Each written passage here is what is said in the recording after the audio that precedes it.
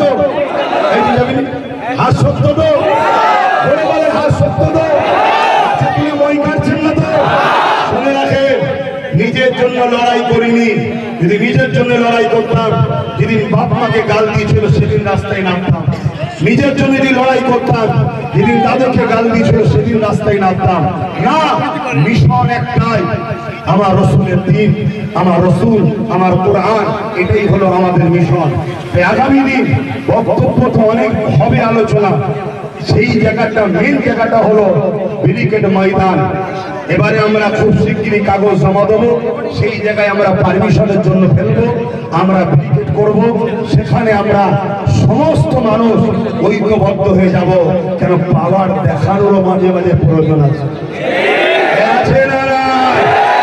অনেকে মনে করে ছোট ছোট জঙ্গলে নাকি বাঘ থাকে না।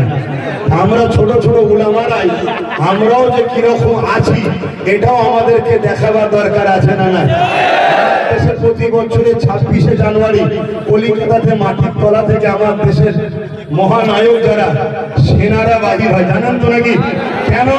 এটা আমরা মাঝে মাঝে দেখায় পাকিস্তান মুখ সামলে কথা বলাম কিছু সে কম নেই, এটা দেখানো দরকার আছে না? না, দেশের মধ্যে যারা আবার বিভাজন করছে, গাদ্দার আছে, তাদেরকেও দেখাবার জন্য ব্যারিকেডে যাওয়া দরকার আছে না? না, ব্যারিকেড ডাকলে দুটো লাভ হবে।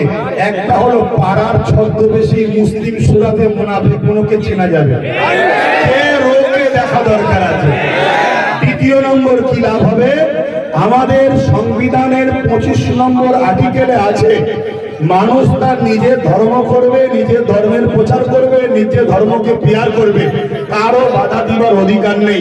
তাই ভারতবর্ষে কেউ যদি বলে আমি ন্যাংটো ঠেকাতে আমার ধর্ম, ওটাকেও বাধা দিবার অধিকার নেই।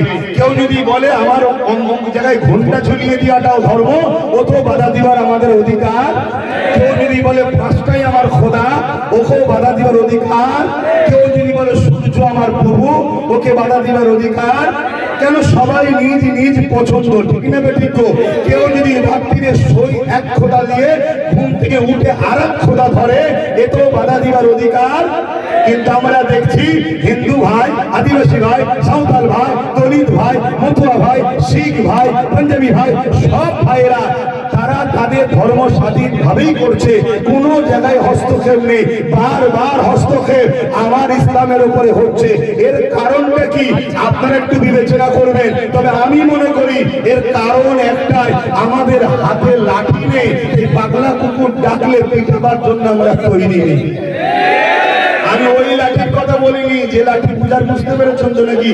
হ্যাঁ, ওই একটাই যে লাঠি সবে হয়েছে আমাদের, বুঝতে পেরেছেন তো নাকি? লাঠি দরকার, তাহলে কি হবে? ঠিক জায়গায় যে ঠুকে দেবে, ঠিক জায়গায় ঠুকলে তাহলে তখন কিন্তু ঠান্ডা হতে বাধ্য হবে। আপনি খেয়াল করে দেখুন, আমার কথা ভুলিচ্ছেন না তো আপনারা? আপনি খেয়াল করে দেখুন, এই পাশে বিহারে কিছুদিন পরে ভোট হবে। এটা একটা কথা বলছি, অসুবিধা আছে নাকি? আমাদের মধ্যে ধারণা রাজনীতির কথা হুজুররা বলবে কেন? হুজুররা শুধু পানিতে ফুঁ দেবে। হুজুরদের, মৌলভী সাহেবদের, ইমাম সাহেবদের কাজ রাজনীতি করা বলা নয়। আরে ওমর ফারুক হুজুর আপনার পৃথিবী চালিয়েছে, আবার ইমামতিতে দাঁড়িয়ে নামাজও পড়িয়েছে। আমাদের উলামাগুলো কেন এরা নেতা হতে পারবে না? কেন এরা ইমাম করবে না? আমার এলাকার নেতৃত্ব দেবে না? যেখানে শরীয়তের ছাড় আছে, তোমার বাধা দিবার অধিকার কে দিয়েছে? ভাবতে হবে। আমাদের তো ক্ষতি সব থেকে বেশি তারাই করলো যারা বললো জাকাত আর মাদ্রাসা আমাদের, বাকি সব তোদের। তারাই তো শেষ করেছে আমাদের ঘরে। আজকে আমার ছেলে যদি 90% নাম্বার পায়, তাকে একটা স্কুলে ভর্তি করতে গেলে সেখানে পারমিট সুপারিশ ছাড়া হবে না। সুপারিশ নিতে যার কাছে যাবে, সে সকালে একবার আয়, বিকালে একবার আয়, দুপুরে একবার আয়, রাত্রিরে একবার আয়, এই করে করে হ্যারাসমেন্ট করছে। আমার পরিবারের কেউ অসুস্থ হলে যদি একটা সার্টিফিকেট লাগে, সই লাগে, এখানে যা, ওখানে যা, এখানে আয়, ওখানে আয়, এই করে করে আমাদেরকে হ্যারাসমেন্ট করতে হচ্ছে। আজকে উলামারা নিচে বসে আর দুনিয়ারা চোর নেতাগুলো তারা গদিতে বসে, আমরা আর কত নিচু হব, আর কত নিচু হব? যখন আমার ইসলামের উপর আঘাত হয়, সব রাস্তায় নেমে পড়ো, আন্দোলন করতে শুরু করো। ঠিক এইভাবে কেন রাস্তায় নেমে ঐক্যবদ্ধ হয়ে বললে না যে আমরা লিডার তৈরি করবো? আমার ইসলামের উপর আঘাত এলে তারা প্রতিরোধ করবে, আমরা ঘরে কাজ করবো। এটা ভাবলে না কেন? আজকে বলো এই পশ্চিম বাংলায় আমরা সাধারণ আলেম মানুষ, তোমরা সাধারণ খেটে খাওয়া মানুষ, যারা বড় বড় ক্ষমতাশালী মানুষ, কই তারা কেউ প্রতিবাদ করছে? কাদেরকে তোমরা ক্ষমতায় রাখো? এগুলো ভাবো আমার কম। একটা ছোট্ট কথা বলতে গিয়ে চলে গেলাম, বিহারে ভোট হচ্ছে জানেন তো নাকি কদিন পরে? তো এই ভোটেতে সম্ভবত লালু যাদব না কি বলে তার ছেলেকে জিজ্ঞেস করছে, জাইলা মোহাম্মদ সাল্লাল্লাহু আলাইহি পুরো দেশে একটা আলোচনা চলছে, এলি আপনার রায় কি? তখন সে উত্তর দিচ্ছে, আমি বিহার কি পেরেশানি আছে। ভাবো ভাবো, আর ওই রকম লোককে 14% বিহারের মুসলমান ভোটের প্রধান মুখ্যমন্ত্রী করবে বা জিতাবে, যার তোমার নেতার বিষয়ে কোনো চিন্তা ভাবনা নেই, কথা বলার একটা শব্দ নেই যে না এটা যোগী প্রশাসন অন্যায় করছে, কথা বলতে পারতো না। তুমি ভাবো আমার তো, যেমন আমার রাজ্যে কেউ বললো কি যে ওয়াকাবিলা আন্দোলন এখানে না দিল্লি চলছে, বলেছিল বলে এই তো চলছে আমাদের অবস্থা। অতএব জাইলা মুহাম্মদ সাল্লাল্লাহু আলাইহি বিরুদ্ধে যে প্রশাসন বা যারা আঘাত দিয়েছে তার থেকে বড় আসামি আমরা। আমরা সারা জীবন একে বাঁচাও একে রোকো, একে বাঁচাও একে রোকো, একে বাঁচাও একে রোকো, একবারও আমরা ভাবলাম না আমরা কবে উঠবো, আমরা কবে দাঁড়াবো, আমার কবে দাঁড়াবে, নিজেদের কখন পাওয়ার আসবে, একবারও আমরা ভাবিনি। এই জন্য আজকে আমাদের এই দুর্দশা হচ্ছে। মনে রাখবেন, মুফতি যদি ফতোয়া দেয় মুফতি কাটলে মানায়। এখন এখান থেকে উলামারা যদি একটা ফতোয়া দেয়, আপনারা যদি সাধারণ ছেলে স্কুলেও হয়তো যায়নি, আপনি যদি বলেন ফতোয়াটা ভুল হয়েছে, এটা কি হাস্যকর নয়? একটু সারা দেন না, আমার কথা কি লেগে গেল? কষ্ট হলো? আর এখন আমার সঙ্গে একমত হাত তুলে দেখায়, একমত তুলে দিন। ভয় খাচ্ছে? আর কত ভয়কে থাকবে? সব আঘাত দিতে দিতে দিতে দিতে আমাদের জানের থেকে বেশি প্রিয় সেই রসুলের নাম লেখাতে এখন অ্যালার্জি হচ্ছে। এখনো বুঝতে আমাদের বাকি। ওই উত্তরপ্রদেশে এই টাকারা আসার আগে যতগুলো সরকার ছিল সব সেকুলারের নামে, আজকে যখন এত বড় একটা অন্যায় হচ্ছে, সেই সেকুলার সরকারের প্রধানগুলো মুসলমানের পাশে কি দাঁড়িয়েছে? আজকে আমরা যাদেরকে সেকুলার মনে করে ছুটছি, কাল একটা দিন আসবে এরাও সব শীতের ঘুম ঘুমাবে, আমরা একা ফেসে যাব। অতএব সময় থাকতে থাকতে নিজের হাতে লাঠি তৈরি করো, বোঝার হয় বোঝো, আর যদি খারাপ লাগে তাহলে আমার কিছু বলার নেই, আমার থেকে দূরে থাকবে। আসলে হক কথা বলবো কি ভাইরা, ওলামা সুযোগ চলে ওলামারা বলতেও তো ভয় খাবে, কারণ সামনে ক্যামেরা, সামনে ক্যামেরা বলে আজকে ওলামাদের স্বাধীনতা কোথায়?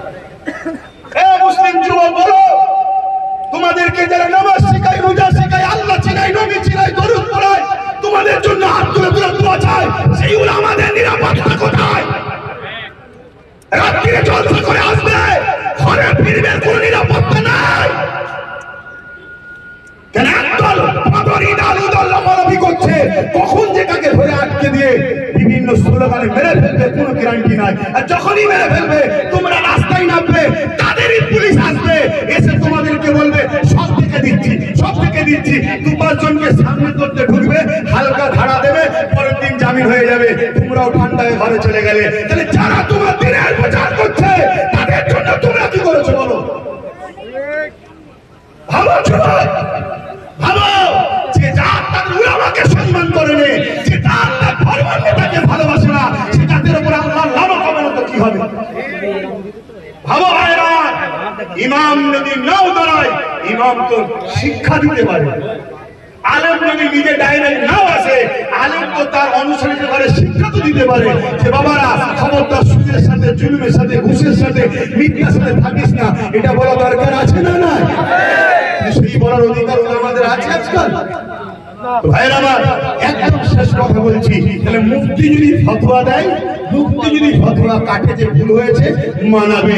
একটা ডাক্তার যদি প্রেসক্রিপশন করে, ওই প্রেসক্রিপশনের যদি আরেকটা ডাক্তার বলে যে ট্রিটমেন্ট ভুল হয়েছে, তাহলে মানাবে। কিন্তু একটা আম লোক যদি বলে, এটা কখনো মানাবে? তাহলে একটা রাজনীতির নেতা যখন তোমার উপরে বা ইসলামের উপরে আঘাত দিল, তার প্রতিরোধ তোমার আমার মতো কোটি কোটি লোক করে কিচ্ছু লাভ নাই। সেই রকম যখন নেতা পাঠিয়ে দিয়ে তারা ভেতরে ঠান্ডা ঘরের মধ্যে যখন মারপিট করবে, ওই লড়াইটাই কিন্তু সাকসেসফুল হবে। তাহলে বলো, আগামী দিন নিজেদের কথা নিজেদেরকে ভাবা দরকার আছে না? আমি অনেক সময় আপনাদেরকে নিয়ে ফেললাম, এর জন্য আপনারা কষ্ট পেলেন। এখন আমি আবার একটা শেষ কথা বলবো, ব্যানারটা কিন্তু খুব সাবধান। অনেকে গাড়ির সামনে, মোটরসাইকেলের সামনে লাগাচ্ছে বা গেঞ্জি তৈরি করছে, ওই গেঞ্জি নোংরা কাপড়ের সঙ্গে কাচবেন, এটা কিন্তু ইমানের ক্ষতি হবে, এটাও মাথায় রাখবেন। তা প্রতিবাদ আগামী দিন হবে না? হবে না? শুধু আই লাভ মোহাম্মদ সাল্লাল্লাহু নিয়ে নয়, পাশাপাশি হকাগেও প্রতিবাদ হবে। যাবার সাথে সাথে একটা স্লোগান দিয়ে যাবেন। অসুবিধা হচ্ছে না? 10 মিনিট বলবো, তারা বলতে বলছে হাত তুলে দেখো, 10 মিনিট বলবো আসুন আমার সাথে একটু স্লোগান দেন। আমি বলবো আই লাভ, আপনারা বলবেন ইয়া রাসূলুল্লাহ।